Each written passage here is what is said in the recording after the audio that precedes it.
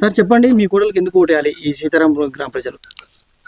పోయిన టర్మ్ లో ప్రతిపక్షంలో కాంగ్రెస్ పార్టీ ఉన్నప్పుడు ఎన్నికలలో నిలబడే అభ్యర్థి నిలబడిన టైంలో మేము నిలబడి ఓడిపోయినాం.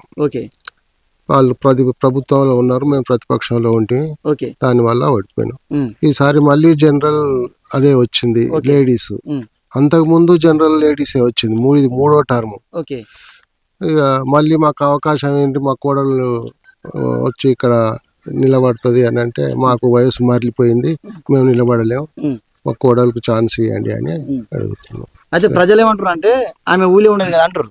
ఊళ్ళే ఉంటది, ఇక్కడ భూములు ఉన్నాయి, ఇల్లు ఉంది, అని ఉంది, వదులుకొని ఇక్కడనే ఉంటాను అని వచ్చారు. ఇల్లు కూడా ఉంది ఇక్కడనే. ఆ కొడుకు బిడ్డ ఇద్దరికి జాబులు అయినాయి, పెళ్లిళ్ళు అయినాయి ఆల్రెడీ. వాళ్ళు ఇల్లు కూడా కట్టుకున్నారు, అక్కడ వాళ్ళు ఉంటారు, మేము ఇక్కడ ఊళ్ళోనే ఉంటామని వచ్చిండ్రు.